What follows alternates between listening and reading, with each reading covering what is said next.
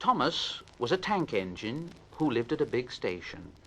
He had 6 small wheels, a short, stumpy funnel, a short, stumpy boiler, and a short, stumpy dome.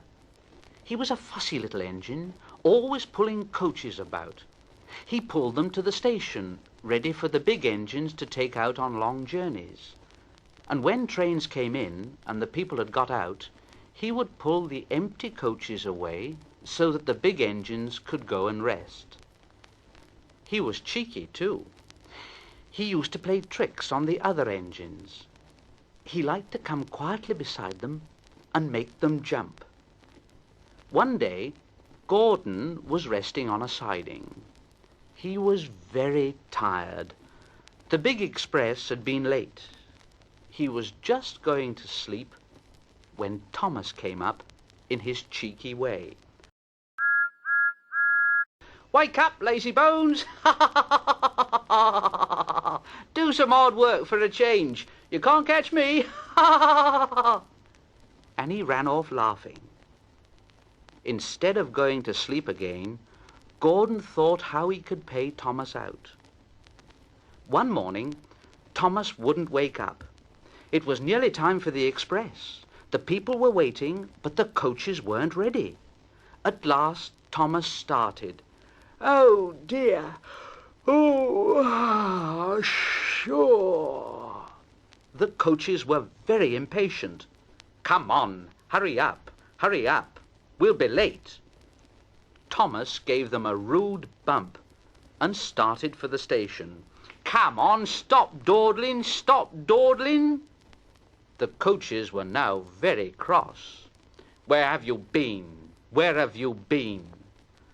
Thomas fussed into the station, and Gordon said, "Hurry up, you." "Hurry up yourself."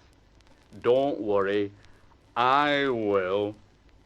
And almost before the coaches had stopped moving, Gordon came out of his siding and was coupled to the train. "Come on, get in quickly, please."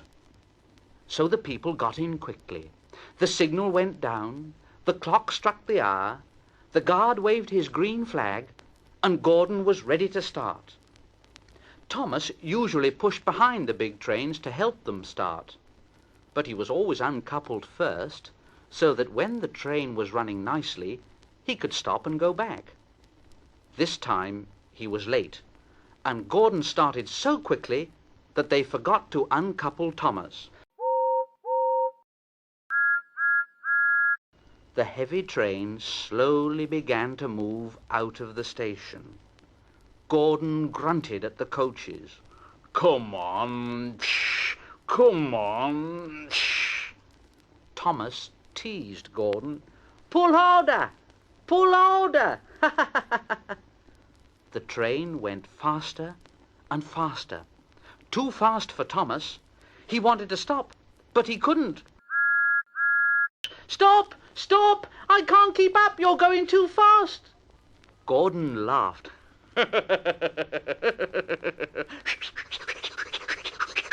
"Faster, faster, faster, faster!"